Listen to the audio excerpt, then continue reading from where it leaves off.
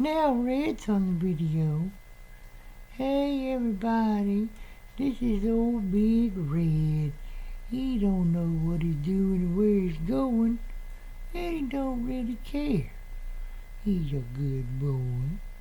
Yes, he's a good boy. He came out of the street, hard knock, all busted up, still busted up. Like me, we two peas and pop still kind of busted up, but we're getting by. Red, old Red's not nearly as bad as he was, and you're not getting on that machine. I told you don't get on there, crazy Canada. Don't you? There's just something about that computer that he said he's got to lay on that. But we're not gonna let him. I don't know. There's something about there's something that is cold or.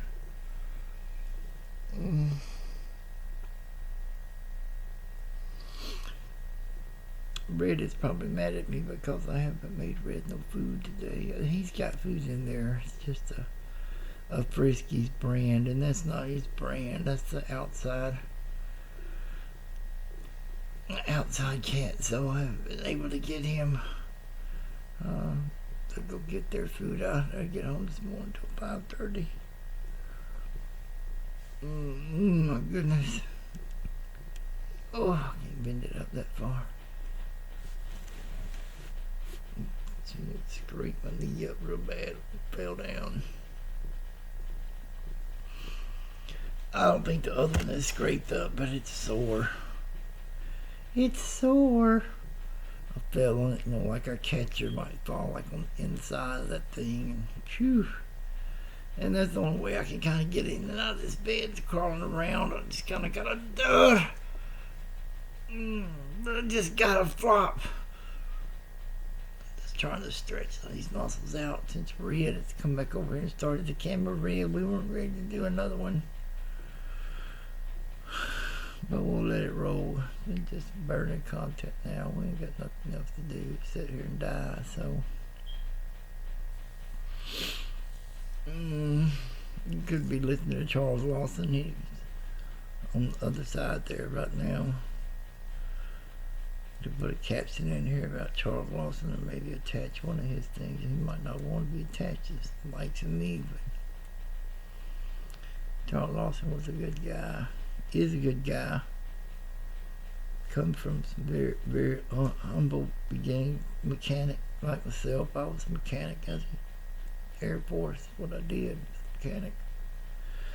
Of course, being a mechanic wasn't necessarily what hurt my back. It was pulling all that heavy equipment all over the flight line by hand.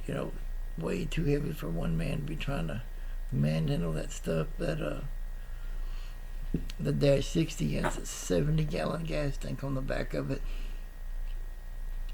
and if that thing is sitting on the ready line, it's got 70 gallons of gas in it. Our unit was the best unit on the base almost the entire time I was there. Our unit was the best, highest in commission rate. Best. We were the best of the best, buddy. First in, last out. Wild weasels. Back then there was the old F4s and F16s. F16, don't get me wrong, that's a very agile, awesome plane. Probably would have enjoyed a ride in that much more than a Phantom, but we had them old Phantoms. Man, they took a lot of work to keep in the air, a lot of maintenance, and they required that big old start cart every time they started. They had to have that Dash 60 start cart, so it was just a beast to carry, to have to manhandle around, and that was your job. Nobody was helping you. You drove a truck by yourself, called on the radio, and you said, go get this unit from here and take it there. Care where it was at, what condition it was in, and all the thing was full of gas. That's all they cared about. Let it crank. But I love that old F4. I grew up in Birmingham. Our house was not far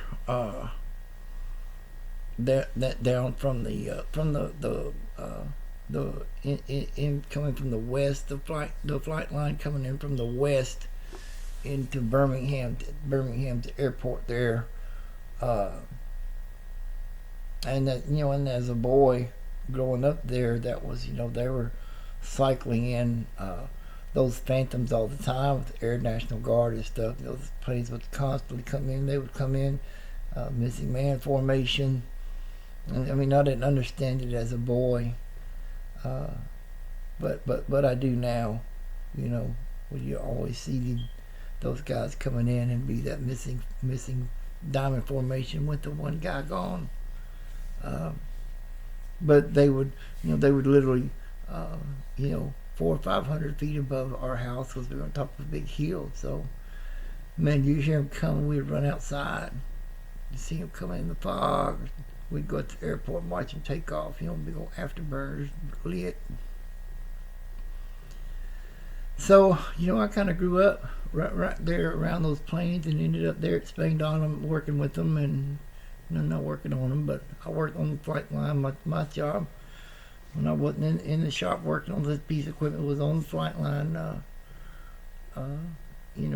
servicing those guys, making sure that equipment was ready and in place. And so it wasn't uncommon to be driving down the street there and look in your mirror, and there'd be several $1 million of warplane taxiing behind you. Just yield right away to him, pop him a salute. It was unnecessary, but if he was cool, he'd salute you back, and it certainly got your hairs on your neck to stand up, to be in such close quarters and communication with a great person, a pilot, really skilled, dedicated person, much like our friend there that we were talking about earlier. See, I've already forgot his name.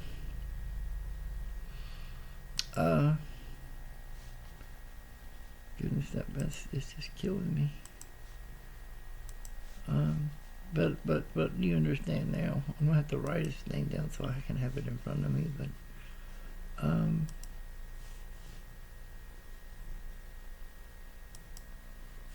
But yeah, I mean, it was a neat thing. And then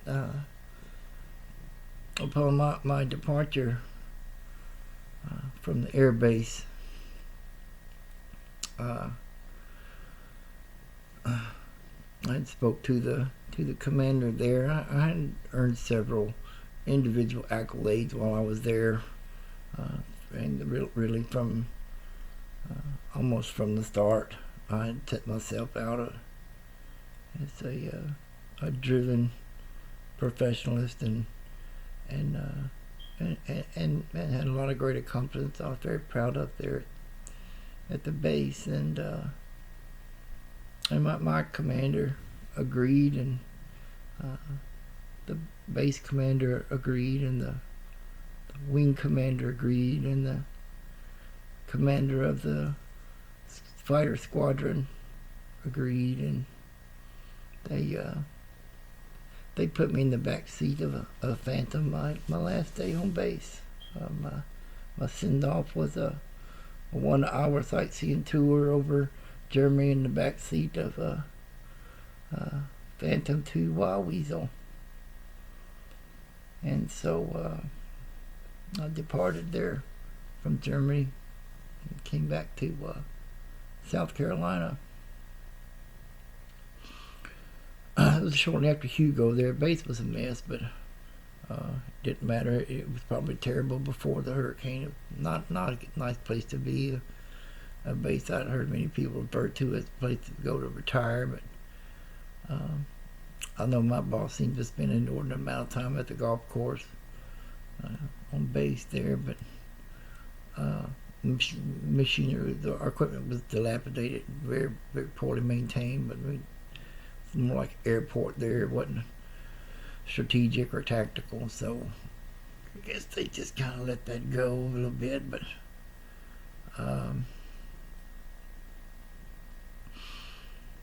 I was there when the Gulf War started there.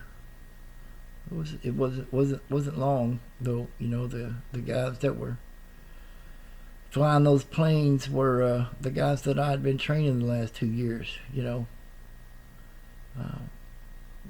Despite not being in the theater, I left my legacy of train, operations over there. But that winter, I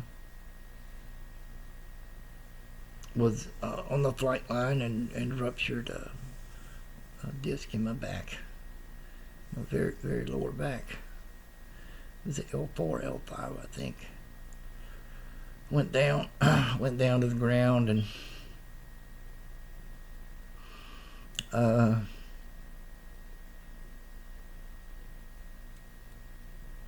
never really recovered after that. Just kind of the end result of that. But I mean, the fact of that disc busted so early on in my life, I think, was exemplary. That hey, there's some serious strain placed on my back for it to be already catering away like that. And I mean, sure enough, they're bad all the way up my back and everything on the right side of my body, which would have been the joints that were carrying all the weight, pulling that equipment, like you would pull a boat trailer to a truck, except it's much bigger and heavier and more awkward to deal with. So the tow bar is real low. You got to bend down real far and kind of walk, step foot over sideways over your feet and just lean with all your might into it. You'd be 30 degrees off the ground, holding onto that toolbar, pulling it, and barely getting it to roll. And you did that all day. And so you get out of the truck and you approach that equipment. You're always approaching it from the driver's side, and that seems to be the sign that everything is pretty much shot. I mean, it's shot on both sides, but that right side is the one that's really, really bad. I mean, so I can't even throw darts. I might be able to throw 3 or 4 darts at a dartboard, and then my shoulder will just start hanging limp. But that's okay. The VA just content with me just to sit here with old Red, which I'm sure that Red is content with. Can't see we really got no tail wagging action over there, but I can assure you that Red is happy that I'm here with him. Are you happy, buddy? I don't know if y'all could hear that. I need to get a microphone and I can mic this up. I'm just trying to get this started again. Like I said, for several years I've kind of been off the grid. I didn't have no means of doing this. I could have edited a bunch of stuff, which would be the next thing I'm going to attempt to do instead of turning the TV on anymore, is trying to go through here and edit these videos back from 2015 early on. It'd be be an interesting collage of past and present, I think. Kind of see the progression. I was looking at earlier to see, when I was 40 years old, suffering in the VA was not taking care of me. I've lost, those 40 to 50-year-old years I lost laying here suffering. And it was totally unnecessary. But okay, I'm trying to keep these at 15. We're going to stop this one. I don't think I titled it, but here we go.